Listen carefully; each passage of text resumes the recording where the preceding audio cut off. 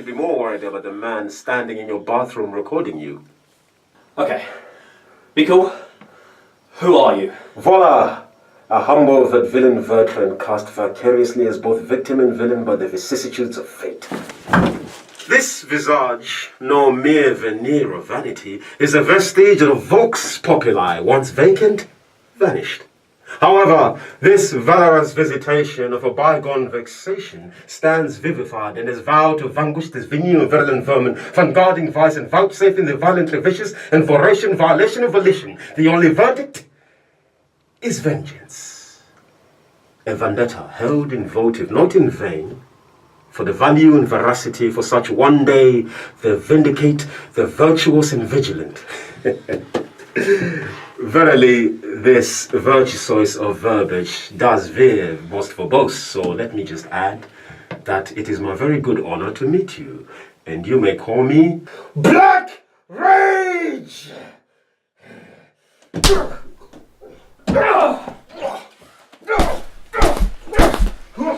What?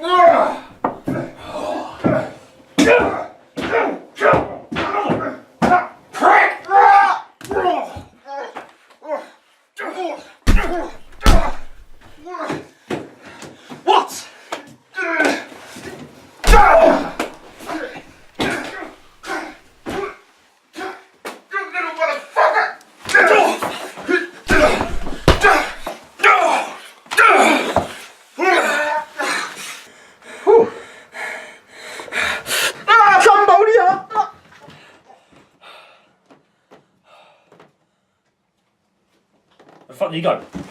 Fuck.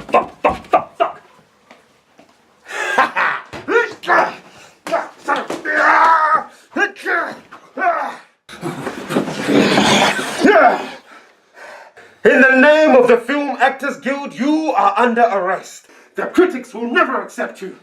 I am a critic. Not yet. The oppression of the critics will never make this movie bad. You have lost. No, you shall see the truth. I'm going to end this once and for all. Wait, before you kill me, I just have one thing to say about this movie. There's no ethnic actors in this movie at all. Seriously, it's an all-white cast. No, that's impossible. Search your feelings, you know it to be true. No! I'm gonna kill all these motherfuckers that cross Black Rage. Ah!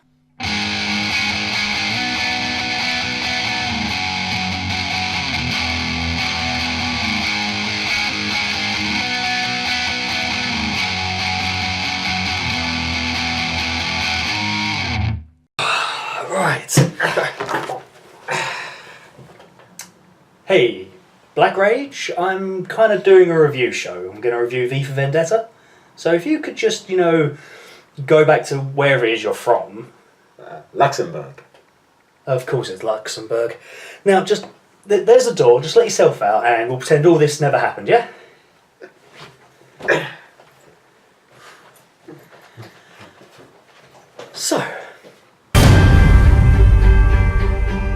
So, for those who are unaware, V for Vendetta is a British graphic novel written by Alan Moore and produced by DC Comics.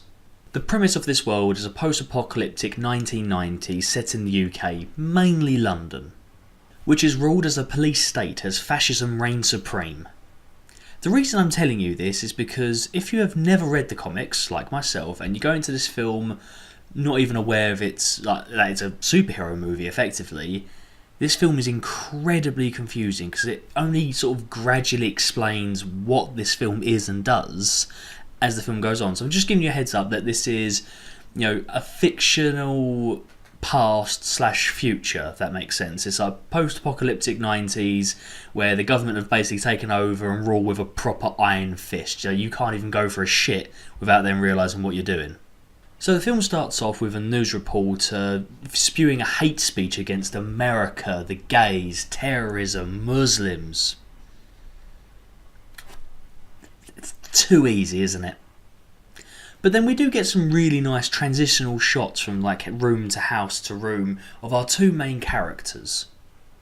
Also, there's I don't know, we're literally 30 seconds in and I found something I'm going to nitpick on because although it sounds great and this could effectively just be a character flaw instead of a writing flaw. You know, like the actual character himself, you can sit there and go, well, you're a dickhead. But it annoyed me slightly because he sits there and goes, I'm a God-fearing Englishman and I'm goddamn proud of it. Not exactly God-fearing with all that casual blasphemy. But now we get Natalie Portman's character, Evie, who for 2 hours butchers the English accent. I mean, horrifically. Okay, there are times where she sounds pretty genuine, but it's just the American twang in the back of her voice. You can hear it every time, especially when she's like, why? Oh, it grates at me. If you're going to get an English film and you want English actors, get English people to do it. Don't get people who can't do the accent. There's plenty of American actors who can do English accents. So, oddly enough, Renee Zellweger is amazing at the English accent. Not a big fan of her, but credit where credit's due on that one. So Evie's getting ready and she looks at her clock and realises that she's running late for a meeting. So she heads off into the evening, even though that there's a curfew going on. They don't tell you what time the curfew is or why there's a curfew in place, but let's just go with fascism. Yeah, fascism's bad, yeah. She's then accosted by a few thugs who reveal themselves to be fingermen.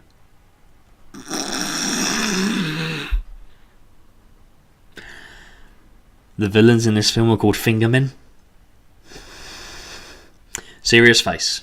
So the fingermen are basically police officers with more violence, and it kind of shows in like a weird social commentary. Is this film being subtle or observant, or are they just being flat out racist?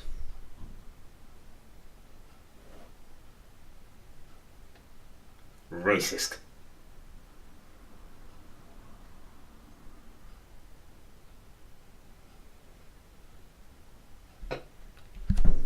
But then Evie is actually saved by a mysterious figure. The only verdict is vengeance, a vendetta, held as a votive not in vain, for the value and veracity of such shall one day vindicate the vigilant and the virtuous. Verily, this vichyssoise of verbiage veers most verbose, so let me simply add that it's my very good honour to meet you, and you may call me V. This is our hero V, played amazingly by Hugo Weaving. And although this opening has such energy and such flair, it's the only time he shows it. V rarely gets a real opportunity to shine to keep us entertained. V then takes Evie up to the rooftops where he shows off in pure Guy Fawkes style by blowing up the Old Bailey. And this then causes a major issue with the people in charge, who I'm fairly certain were the guys in charge in the Avengers movie. No, the ones that tried to blow up New York?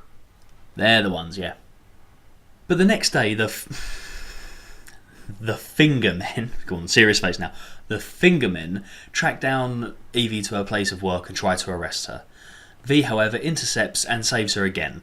He then disguises himself as one of the hostages and breaks out in I've got to admit, a pretty entertaining escape scene, from the fingermen. For fuck's sake. So then V broadcasts a terrorist video to the people of London, asking them that next year's November 5th they all meet up outside the House of Parliament and march with him. This, however, means that Evie has to stay with V for the next year for her own protection. And yes, admittedly, we do get a few comical scenes where he's playing around with his toy sword and he ends up cooking in a pink flowery apron. It's nice, it's comical, it's light-hearted. So V then goes on a killing spree, starting off with the news reporter from the start, and then he attacks a paedophile bishop using Evie as bait. Hello! She's a sexy motherfucker.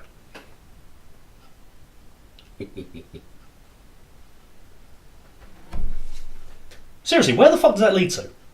But Evie ends up betraying V before he can kill the bishop, and she escapes to her old boss's house, played by Stephen Fry. And he shows that he's kind of the anarchist himself, because he's got a lot of Nazi contraband and illegal homosexual artwork. Stephen Fry's character also hosts a show where they make a mockery of the head guy, Sutler, which results in Stephen Fry then being captured and tortured and assumingly killed. In the confusion of Stephen Fry being arrested, Evie's also captured. She's beaten, she's starved, they shave her head off, she's in a right fucking state.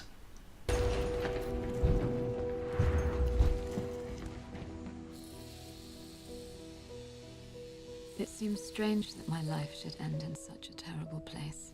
But for 3 years, I had roses and apologized to no one. I shall die here. Every inch of me shall perish. Every inch. But the worst part of all of Evie's torture is the fact that it was all staged by V. Yeah. The main character, the guy that we, the audience, are meant to get behind and actually understand his reasons for doing things, has just spent 20 minutes of this film torturing a young lady to prove her loyalty. So we finally arrive 1 year later, and they show us this bit of cinematography.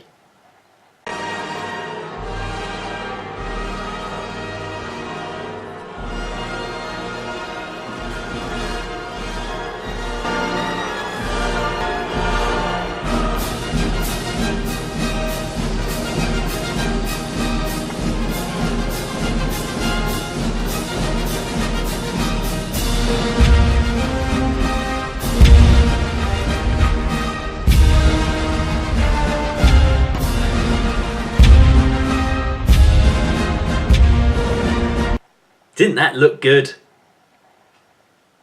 Why the fuck are these scenes in these movies? I'm sorry, it drives me insane. I know I'm going to piss off a lot of people like film geeks and film buffs and people who've studied film and television, I know. But just because the scene looks good doesn't mean it makes sense. Seriously, there's a list of films and television series that do these shots and they drive me mad. Yes, it looked impressive, that huge V symbol spread across the floor and he flicks it over and they all come tumbling down. It looked great. Yes, I will never ever deny that. But really, are you telling me that the Master of Chaos, the Duke of Destruction, you know, in his spare time put up dominoes? You know what, fuck it. I'm now going to join this trend.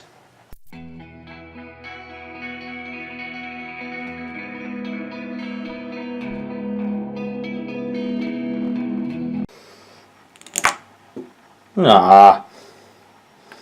Yeah. Did that help my review? No. I've just wasted 30 seconds of your time setting up a series of dominoes. Yeah. And do you know how long that joke took to set up? About 45 minutes. It's really difficult. Sophie has thousands and thousands of Guy Fawkes masks delivered to people across the country, and then London is suddenly overswept with anarchy, you know, corner shops being robbed, you know, people spray painting in the street, and then the film throws in a girl with Down syndrome getting shot. When they do. Moving on? So now we come to V's final plan. He's got a train card filled with explosive on an underground line that passes underneath Parliament. But before he can set it off, he goes off to tie up one more loose end.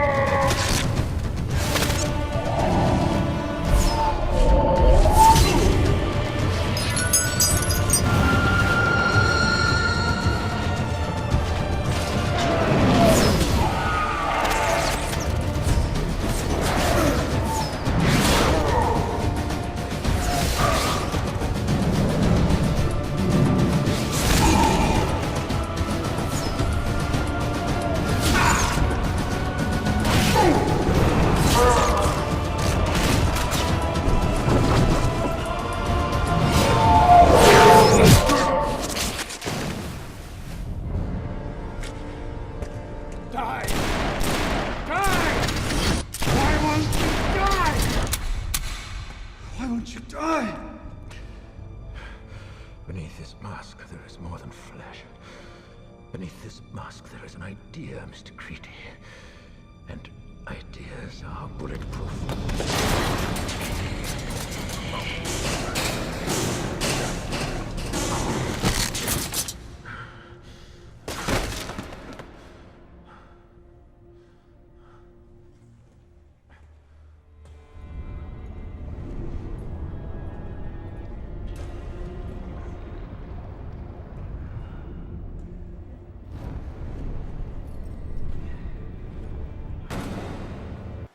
Alright, yeah. Pretty damn cool. You know, it was pretty cool. Not a fan of him taking more shots than me on St. Paddy's Day and then shaking it off. I reckon if he was hacking and slashing and getting shot at the same time, I reckon that would have looked a lot better instead of just is it my turn? And then I don't know. And what the fuck was up with that breastplate? That was about as useful as a cock-flavoured lollipop. I mean, for fuck's sake. It just... A, if you're going to wear body armour, wear the proper stuff. And B, just what was the point in it? It was just riddled with fucking holes. And now he is. I don't fucking know anymore. So V makes it back to the train and back to Evie. And she's like, no, you can't die. So he dies. And she puts him on the train and sets the train in motion and blows up Parliament. And then we get like the last scene of everyone taking off their Guy Fawkes masks in the city and revealing people across the city. And oh, I guess Stephen Fry didn't die, or the Down syndrome girl, or the lesbian couple. What? What the fuck is what? Oh, I don't. So yeah, that was V for Vendetta. What the fuck did I just watch? I just didn't find it entertaining. You know, there was some intriguing points and some social commentary that needed to be addressed, I know. But all in all, as a movie in general, I was bored. Genuinely bored. And yeah, I'm going to get a lot of people say, oh, you're just expecting a superhero flick.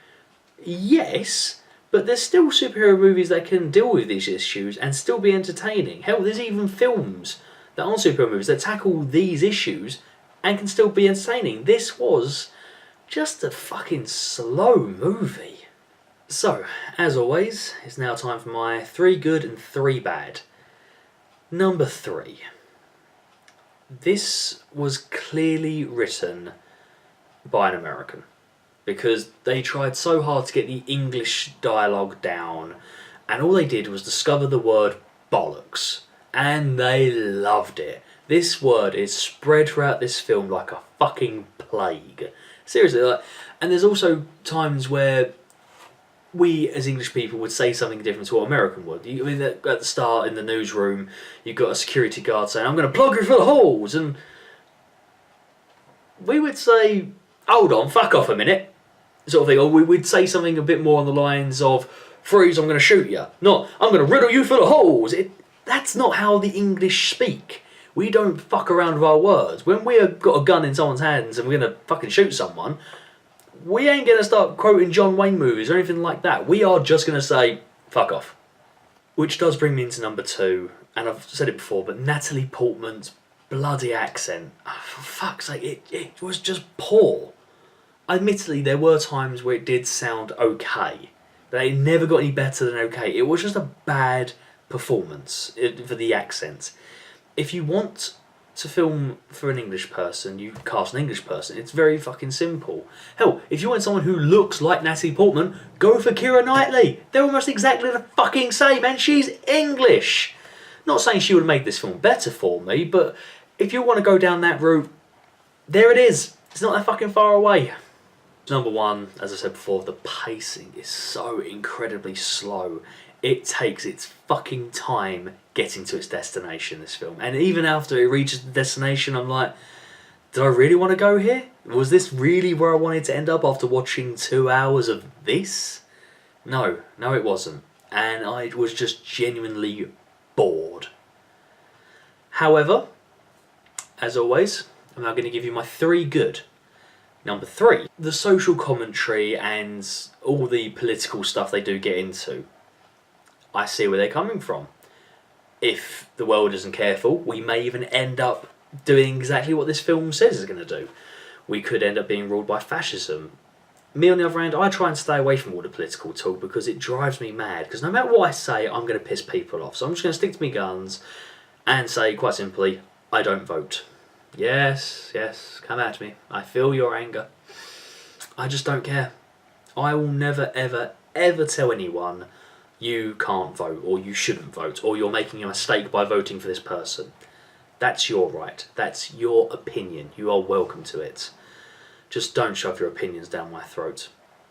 I made it quite clear, I will vote for a politician that I can trust. And it makes me laugh when people turn around and say to me, oh, you're never going to get one of those. Then why do you vote for them if you don't trust them? The system is run by greed. Always has done, always will do. And the more people involved in politics, the more greedy people are. And the further along down the line we go, the more bullshit we're going to be fed. So I want nothing to do with it. But this film does tackle it quite well. So just be careful with what you vote for. Number 2, John Hurt as the main guy Sutler. He really got into it. Like, every word he said had a magnificence and everything had importance. He could be demanding for a guy's resignation, but he'd say it with such gusto and such passion that you're like, yeah, I want him gone too. Like, his voice was so rich and so perfect for that role. My only complaint is I wanted to see more of him. I think he should have been the real face of villainy, but he didn't get a lot of screen time. The film was more dedicated to the relationship between V and Evie, which quite nicely segues into my favourite thing about this film, quite obviously, Hugo Weaving as V. Just brilliant. Once again, needed more of him. We needed more of him doing the anarchist stuff, not just saying he's going to do and plotting. And when he blew up the Old Bailey, I was like, holy crap, like, what's he going to do next? And, well, quite frankly, you got to wait till the end of the movie before his next big trick, and you're like, there's a big gap between these two massive statements. And yet they give you all the backstory of where he come from and who he is. And the only reason I didn't go into it is because, honestly, it was so fucking boring. Really, really boring and slow. That being said, I'm going to give this film, I'm going to give it a 3 out of 10. It was just slow and boring with a few spikes of interest. But thank you so much for watching. Excuse me.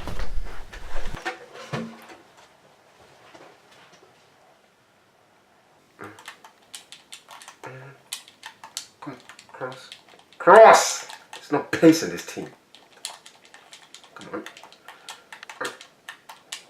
Pace. What the fuck are you doing here? Go away, large man. I live here now. Oh, for fuck's sake. Quiet now! And I'll take your enormous forehead and leave. Well, that big, is it? Please. It's basically a 5 head. Now leave. It's nap time.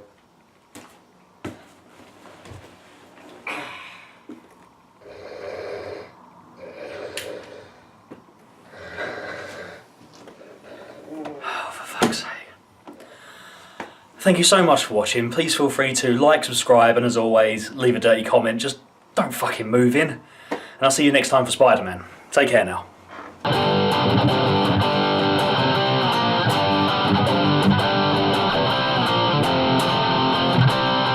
This visage, no mere veneer of vanity, is a vestige of the vox populi, once vacant, vanished. However, this valorous visitation of a bygone vexation is a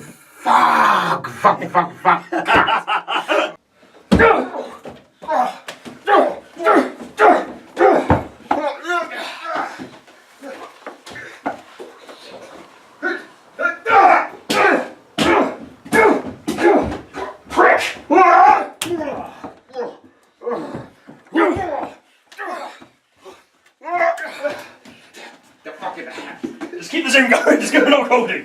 What? Lovely.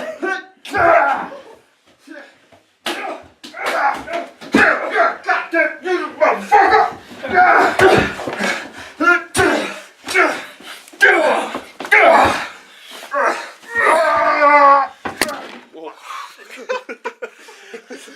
There's a window! Geronimo!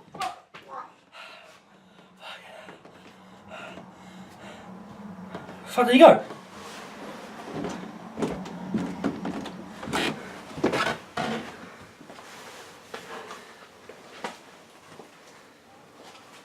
Oh shit. Where's your weapon? Oh no! Just get the shit out of me. Fuck! My God! When? Yeah. Come down and find out. Yeah. And that is it. Woo! It's a wrap!